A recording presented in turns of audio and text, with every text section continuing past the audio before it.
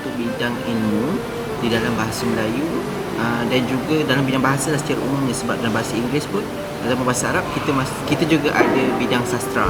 Jadi kalau dalam bidang sekarang ni kita bercakap tentang sastra dalam bahasa Melayu, dan antara elemen-elemen penting dalam sastra ini adalah berkenaan dengan perkenalan dan sejarah yang ada dalam sesuatu budaya dan juga sesuatu bahasa itu sendiri.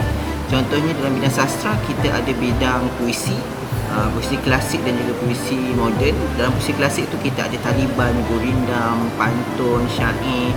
Begitu juga dengan puisi moden, kita ada sajak dan seloka dan sebagainya lah. So jadi kalau tanya pandangan saya tentang sastra, sastra merupakan satu ilmu cabang bahasa, tak kisahlah mana-mana bahasa sekalipun, yang berobjektifkan untuk mengangkat warisan-warisan lama ataupun budaya yang ada dalam setiap bangsa tersebut.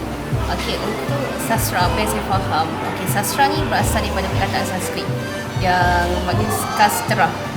Manakala menurut Ashwin Awang, kata sastra ni satu ciptaan ataupun karya asli yang mana disampaikan melalui bahasa. Dan untuk pemahaman saya, sastra itu adalah sesuatu yang sangat indah. Ada makna tersiratnya, kan, ada makna tertentu. Misal kata kalau puisi, puisi tu kita sebagai pembaca, kita faham apa yang kita faham. Tapi sebenarnya sebagai orang yang menghasilkan, yang mencipta puisi tu, mereka ada orang kata maksud yang mereka, maksud tersendirilah yang mereka nak sampaikan. Tapi tidak ada masalah untuk kita sebagai seorang pembaca tu faham sebegitu. Sebegitulah. Jadi sastra ni bagi saya sesuatu yang sangat indah, sesuatu yang estetik, ada nilai-nilai tertentu yang nak disampaikan oleh seseorang pengkarya tu.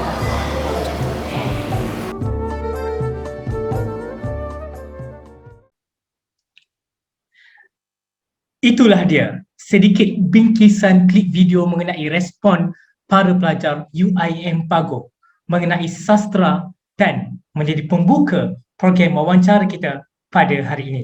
Bismillahirrahmanirrahim. Assalamualaikum warahmatullahi wabarakatuh dan salam sejahtera. Bersyukur kita kepada Ilahi kerana dengan izinnya dapat kita bersua pada kali ini dalam program Ruang Bicara yang dibawakan secara langsung melalui IIUM TV. Sebagaimana kebiasaannya, wawancara ini mengupas isu-isu bahasa Melayu yang berlegar dalam kalangan masyarakat. Dan pada hari ini, pentas Ruang Bicara akan berdiskusi berkenaan salah satu isu yang berkaitan dengan dunia sastra pada masa kini. Sebelum itu, saya ingin mengalu-alukan kehadiran ahli-ahli panel kita yang cukup-cukup berpengalaman dan juga para penonton kita yang berada di rumah. Semoga kita semua memperoleh manfaat daripada perbincangan kita pada hari ini. Baiklah, bersama-sama kita pada hari ini merupakan ahli-ahli panel yang cukup berpengalaman dalam dunia sastra. Saya rasa seakan kerdil berada di sini. Baiklah, ahli panel yang pertama yang berbahagia Dr. Nurul Hani Mukhtar. Beliau merupakan pensyarah di Jabatan Bahasa Melayu Universiti Putra Malaysia. Telah berkhidmat lebih kurang 8 tahun dalam bidang sastra bahasa Melayu. Baiklah, apa khabar Doktor? Alhamdulillah, baik. Alhamdulillah. Selamat datang saya ucapkan kepada yang berbahagia Doktor ke program Ruang Bicara pada hari ini. Bersama-sama kita juga pada hari ini, selaku ahli panel yang kedua, Profesor Emeritus Datuk Dr. Rizwan Sharif, pakar bahasa Melayu dan sastra dan sedang berkhidmat di Dewan Bahasa dan Pustaka.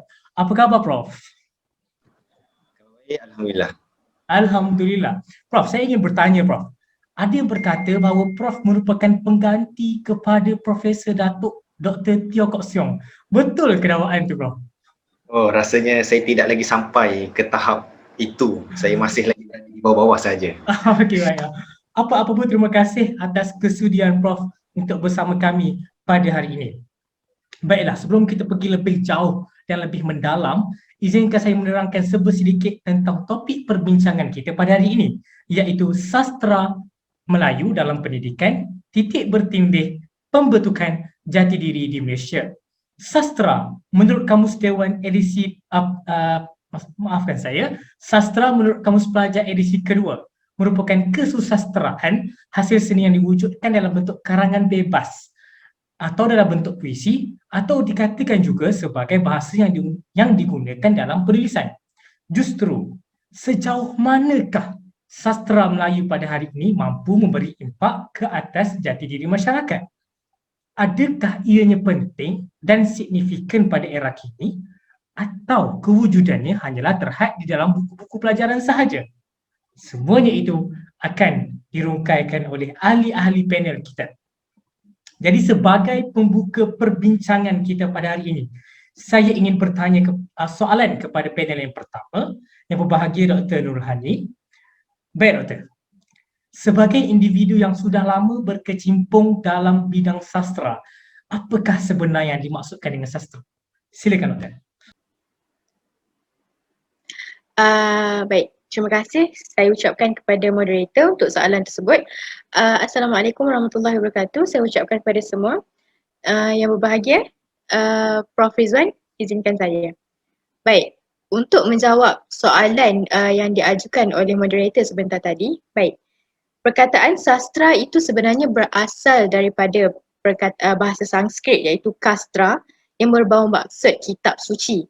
Dan kesusastraan itu membawa pengertian segala penghasilan sastra yang dinikmati ataupun disampaikan baik melalui tulisan ataupun pembacaan. Itu apa yang dikatakan oleh Harun Matpiah mengenai sastra. Baik, sastra ini juga dia merupakan satu bidang seni kreatif yang mana menggunakan bahasa sebagai medium pengantarnya. Dan sastra ini juga dia telah bermula dari tradisi lisan dan semakin berkembang mengikut peredaran masa. Karya-karya sastra ini dia memaparkan perutusan, amanat serta lontaran idea dan juga buah fikiran pengarang. Dan sesebuah hasil karya itu dia akan mencerminkan gagasan dan juga daya fikir pengarangnya yang ingin dikongsikan bersama dengan pembaca. Sesebuah karya sastra itu juga dia terhasil daripada cetusan gabungan daya rasa, kepekaan dan juga keprihatinannya terhadap apa yang dialami serta diamati oleh masyarakat. Dan menurut Said Ali Ashraf pada tahun 1989, sastra ini bukan sahaja satu bentuk ilmu yang berseni, tetapi ia juga merangkumi segala aktiviti manusia secara kreatif. Dan di dalam buku pengantar pengajian kesusastraan, Ali Ahmad telah menggariskan makna sastra sebagai sesuatu yang berseni, iaitu yang berkait dengan kehalusan serta estetika dan bahasa, kerana beliau berpendapat bahawa nilai estetik dalam gaya bahasa merupakan satu perkara yang penting bagi menghasilkan satu karya sastra yang menarik. Dan sastra karya ini juga merupakan sesuatu yang diturunkan. Maafkan saya. Menurut pembacaan saya pula, karya sastra ini terbahagi kepada tiga, iaitu yang pertama sastra rakyat, yang kedua sastra epik dan yang ketiga sastra hikayat. Baik, kita akan menelusuri satu persatu jenis sastra tersebut. Kita lihat dulu yang pertama, iaitu sastra rakyat. Sastra rakyat dia merupakan sesuatu yang diturunkan dari generasi ke generasi melalui lisan, iaitu disampaikan melalui pertuturan ataupun percakapan. Dan ianya masih dikira kekal sebagai identiti masyarakat Melayu, walaupun kebanyakan cerita yang dikategorikan dalam sastra rakyat ini dia mengalami elemen tokoh tambah kerana tiada pengumpulan cerita yang dilakukan secara bertulis. Seterusnya iaitu jenis sastra yang kedua, iaitu sastra epik yang bermaksud satu puisi panjang yang menceritakan tentang pahlawan yang berjasa kepada masyarakat. Dan apabila kita sebut tentang pahlawan yang berjasa, sudah pasti kita sebagai masyarakat Melayu lebih sinonim dengan hikayat hang tuah. Betul? Baik. Sastra epik ini dia kebiasaannya dia tidak memihak kepada satu pihak sahaja sepanjang penceritaan itu berlangsung. Kerana fungsi sastra epik itu adalah untuk menyemai sikap positif dan juga cinta akan agama, negara dan juga bangsa. Baik, kita beralih ke jenis sastra yang seterusnya, iaitu sastra hikayat. Berbeza dengan sastra rakyat yang saya sebut sebentar tadi, sastra hikayat ini ialah merupakan koleksi cerita yang berbentuk tulisan dan juga ditulis dalam bahasa Melayu. Dan kebiasaannya sastra hikayat ini Dia menceritakan kisah-kisah ajaib dan juga mistik yang dikatakan sebagai melampaui batas logik fikiran seseorang manusia, dan ianya hanya adalah untuk hiburan semata-mata. Dan Ali Ahmad pada tahun 1994, beliau telah menelusuri maksud sastra melalui tulisannya, iaitu definisi kesusastraan. Beliau berpendapat bahawa kesusastraan merupakan seni bahasa yang indah dan juga tersusun serta dapat memberi kesan penghayatan kepada pembaca. Selain daripada sebagaimana saya sebut sebentar tadi, sebuah karya sastra dia perlu menekankan nilai estetik sesebuah bahasa, betul?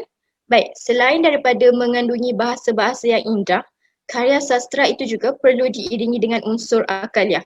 Baik, apa yang dimaksudkan dengan unsur akaliah ialah ianya merupakan satu pemikiran atau ilmu seseorang penulis yang hendak disampaikan dan dibaca oleh khalayak. Seseorang pengarang itu dia perlu bersikap, perlu mempunyai sensitiviti atau peka dan juga prihatin terhadap masyarakat sekelilingnya. Pengamatan pengarang akan masyarakat akan dijadikan sumber asas dalam menghasilkan sesebuah karya sastra. Kewujudan pelbagai rasa itulah yang akan membangkitkan serta meninggalkan kesan perasaan kepada pembaca. Dari rasa seperti perasaan simpati, benci, cinta dan sebagainya, ia akan dihubung kait dengan fenomena yang dipaparkan dalam sesebuah karya sastra itu. Dan karya itu juga akan lebih bernilai sekiranya apa yang diceritakan dalam buku tersebut pernah dilalui ataupun dialami oleh pembaca. Dalam karya sastra, antara unsur yang diberi penekanan adalah seperti tema, watak, plot dan juga latar. Ciri-ciri sesebuah karya itu dia perlu dilihat melalui beberapa sudut. Jika target sesebuah karya sastra itu adalah remaja, jadi pengarang itu perlu menarik minat mereka untuk membaca karya yang dilakukan dengan menampilkan tema yang berkait dengan permasalahan remaja. Konflik seperti percintaan, persahabatan dan juga kekeluargaan misalnya perlu dibangkitkan peserta revolusinya agar pembaca ni dia dapat mengaplikasikan apa yang dipelajari melalui bahan bacaan tersebut dalam kehidupan seharian mereka supaya ianya dapat meninggalkan kesan. Dan juga penambahan unsur tragis ataupun suspense dalam karya sastra turut juga perlu diberi penekanan kerana sifat remaja yang gemar akan cabaran menyebabkan mereka akan lebih tertarik untuk menduga jalan cerita bagi sesebuah karya. Dan perbezaan tersebut akan menyebabkan remaja semakin berminat untuk meneruskan pembacaan mereka hingga ke helaian yang terakhir. Kerana bagi mereka jika sesebuah karya sastra itu mempunyai elemen-elemen suspense, bagi mereka karya itu adalah sesuatu yang menarik dan tidak membosankan. Dapat saya simpulkan di sini adalah bahawa tidak mudah untuk kita mendapatkan serta menghasilkan sesebuah karya sastra yang menarik kerana penulis pada masa kini mereka sewajarnya lebih peka akan kualiti bahan penulisan yang bakal mereka terbitkan untuk dijual di pasaran. Sekian, saya serahkan kembali pentas kepada saudara moderator dan saya harap jawapan saya menjawab soalan saudara moderator. Terima kasih Dr. Nurul Hani atas penjelasan yang saya kira cukup terperinci mengenai apakah itu sastra sebenarnya. Namun saya tertarik dengan penjelasan doktor mengenai perkaitan antara sastra dan golongan remaja. Buktinya, kebanyakan daripada golongan remaja lebih suka membaca novel, genre romantik berbanding prosa tradisional atau buku tentang puisi. Kerana unsur-unsur di dalam novel itu lebih banyak terkait dengan diri mereka. Jadi kecenderungan mereka untuk membaca novel itu lebih tinggi berbanding dengan bahan sastra yang lain. Betul tak? Baiklah, kita sudah pun diterangkan dengan jelas apakah itu sastra. Seterusnya, soalan saya kepada panel yang kedua yang berbahagia Profesor Datuk Dr. Rizwan Sharif, nama yang cukup besar dalam dunia sastra bahasa Melayu. Baiklah Prof, soalannya, bagaimanakah sastra ini mampu untuk membentuk jati diri rakyat Malaysia khususnya dalam bidang pendidikan? Baiklah, silakan Prof. Bismillahirrahmanirrahim. Assalamualaikum warahmatullahi wabarakatuh. Saya ucapkan kepada saudara moderator kita yang cukup segak, saudara Faris Adli, dan juga kepada panel kita yang pertama, panel yang cukup hebat pada hari ini, iaitu Dr. Nurul Hani Mukhtar. Jadi sebelum saya menjawab persoalan yang dikemukakan, jadi suka untuk saya petik kata-kata Syahnun Ahmad pada tahun 1991 yang mana beliau menyatakan bahawa pendidikan kesusasteraan penting dalam membentuk sahsiah atau kepribadian manusia kerana mengandungi nilai-nilai kemanusiaan yang tinggi.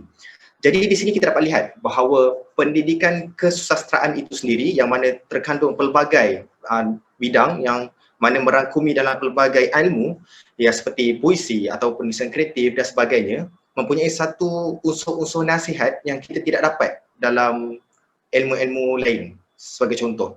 Jadi kita dapat lihat bahawa pendidikan kesusasteraan ini mempunyai satu unsur nilai kemanusiaan yang sangat tinggi. Jadi kita teruskan tentang bahasa itu sendiri. Bahasa tidak terletak sekadar alat komunikasi sahaja, tetapi bahasa merupakan satu pengangkat kepada budaya dan pandangan alam seseorang. Jika kita lihat seseorang yang mahir dalam berbahasa Melayu ataupun mahir dalam apa-apa bahasa sekalipun, mereka sudah tentu ada budaya ataupun mereka ada sahsiah yang tersendiri dan pandangan alam mereka berbeza antara satu sama lain. Di sini kita dapat lihat bahawa seseorang yang mungkin mahir dalam berbahasa Melayu, persepsi kepada sesuatu mungkin berbeza dengan mereka yang mahir dalam bahasa Inggeris dan mungkin berbeza dengan mereka yang mahir dalam bahasa Arab. Jadi kita dapat lihat bahawa bahasa itu mempengaruhi cara pemikiran seseorang itu, seterusnya akan menentukan bagaimana pandangan alam seseorang. Individu yang mempunyai kebahasaan yang tinggi seharusnya mempunyai budaya yang tinggi. Sebagai contoh, mereka yang belajar tentang sastra Melayu atau mereka yang belajar tentang linguistik Melayu, sudah tentu mereka lebih memahami tentang budaya Melayu yang mereka hargai, dan budaya Melayu kita dapat tahu bahawa terdapat unsur-unsur yang halus ataupun unsur-unsur yang indah ketika mereka melaksanakannya. Jadi kita lihat terus kepada peranan sastra itu sendiri. Peranan sastra dapat membentuk insaniah. Baik, kita tidak mahu melahirkan robot-robot yang tidak mempunyai perasaan. Sudah tentu kita ingin melahirkan seorang manusia ataupun seorang individu yang mempunyai perasaan ataupun nilai kemanusiaan yang tinggi dan mempunyai nilai-nilai murni dan yang terpuji. Jadi seperti kita lihat zaman sekarang ini, terdapat ramai anak muda yang mungkin mereka lupa tentang asal-usul mereka dan tidak menjaga imej Melayu itu sendiri. Kita dapat tahu bahawa bangsa Melayu ini mempunyai satu nilai yang sangat tinggi yang mana dalam nasihat ada tusukan yang sangat halus.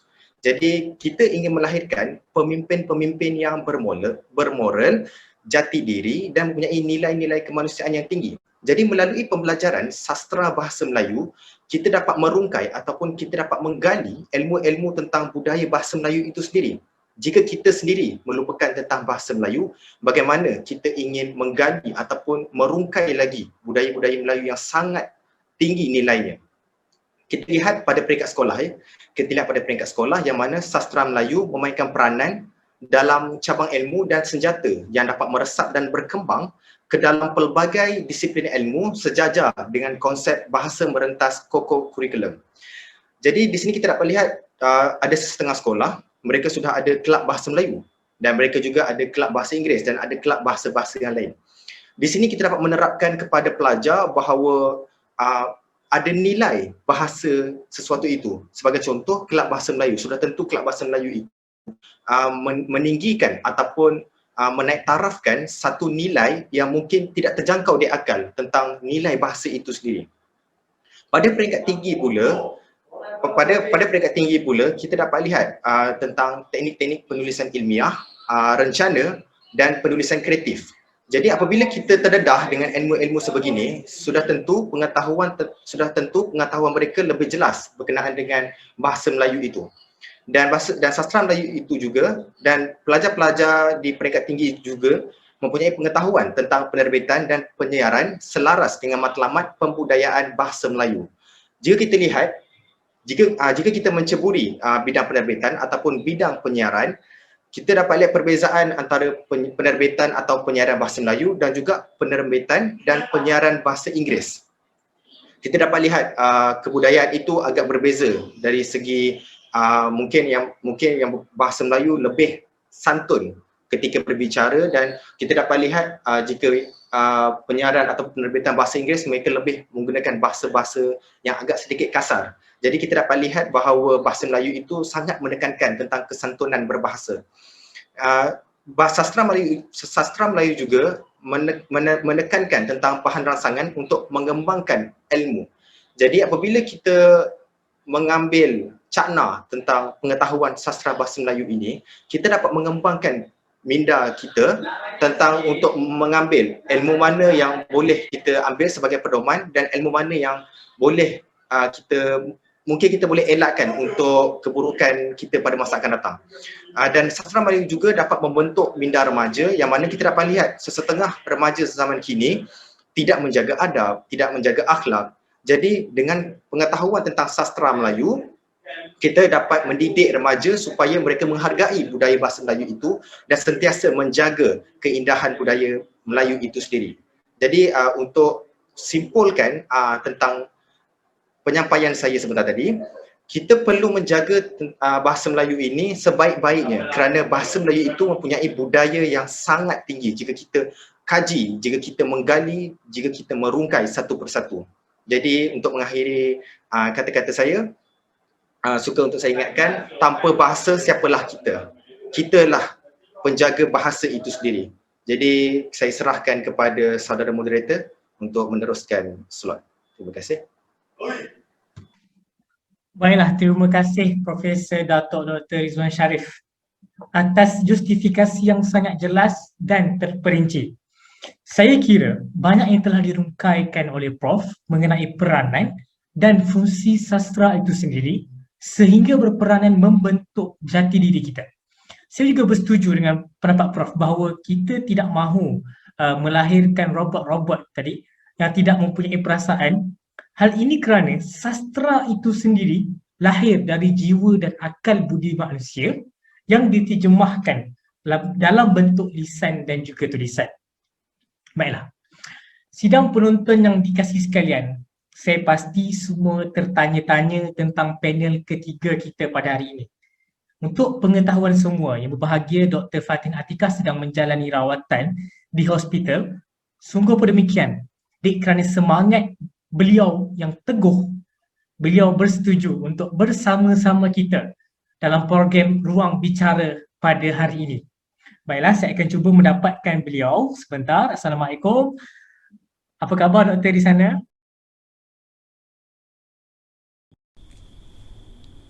Hai, Assalamualaikum. Alhamdulillah, keadaan semakin baik. Cuma suara saya lah tak ada sangat. Alhamdulillah, baik doktor.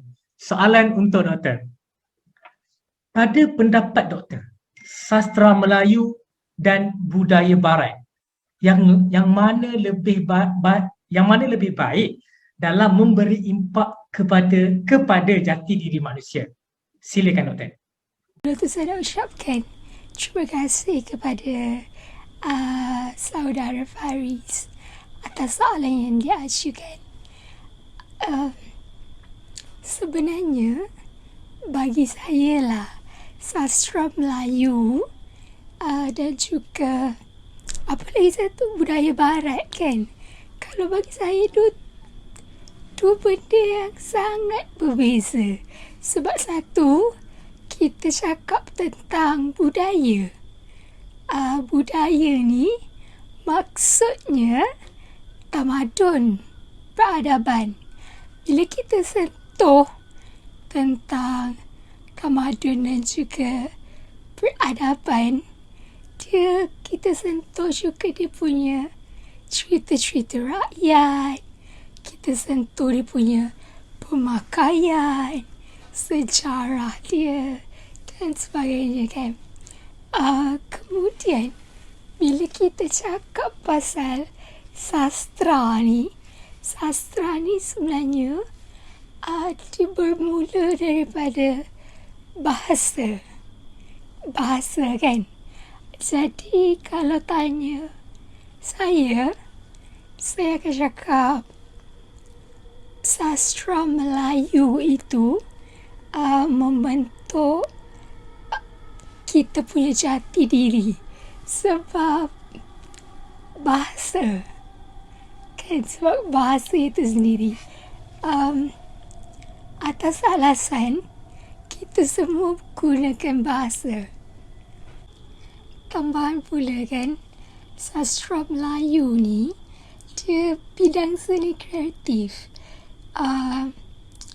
Dia bermula dengan apa kita panggil percakapan, kan? Kemudian tulisan. Dari segi tulisan itulah saya lihat bagaimana dia membentuk jati diri seseorang, bagaimana dia memberi impak yang baik kepada orang. Sebab contoh bidang seni kreatif ni ada banyak. Prosa tradisional, kita ada prosa tradisional lah. Kita ada pantun, sajak dan sebagainya kan. Kita terus ke kesimpulan lah. Sebab suara saya pun macam dah nak hilang kan. Baiklah, kesimpulannya, kalau nak bandingkan budaya barat dengan sastra Melayu, sangat berbeza. Dan kita ketahui budaya barat ni banyak buruk dia kan. Tapi kalau kita ambil yang positif, yang okey, insyaAllah jati diri kita akan terbentuk dengan indah. Itu saja daripada saya. Terima kasih. Terima kasih Doktor atas kupasan yang cukup menarik, ringkas, padat dan jelas, dan penjelasan daripada Dr. Fatin tadi merupakan penutup bagi program Ruang Bicara kita pada hari ini. Saya amat bersetuju dengan pendapat doktor tadi bahawa kita sendirilah yang perlu bijak dalam membentuk jati diri kita. Jika baik acuannya, maka baiklah kejadiannya. Jadi boleh saya rumuskan bahawa sastra Melayu memainkan peranan yang cukup signifikan dalam bidang pendidikan bagi membentuk jati diri masyarakat Melayu. Bak kata pepatah, melentur buluh biarlah dari rebungnya. Justru penerapan nilai sastra dalam jiwa masyarakat sejak dari kecil ataupun kita panggil sejak daripada bangku sekolah sudah tentu akan melahirkan masyarakat yang mempunyai jati diri yang teguh dan kuat. Okay. Selain dapat memelihara warisan sastra bahasa Melayu. Sebelum saya menutup tirai, sekali lagi saya ingin mengucapkan setinggi-tinggi terima kasih atas kesudian kesemua ahli panel kita sanggup menyumbangkan idea dan buah fikiran dalam perbincangan kita pada hari ini. Tidak lupa juga penonton-penonton yang setia hingga ke akhir rancangan. Semoga kita berjumpa lagi di lain hari, di lain masa. Wassalamualaikum warahmatullahi wabarakatuh.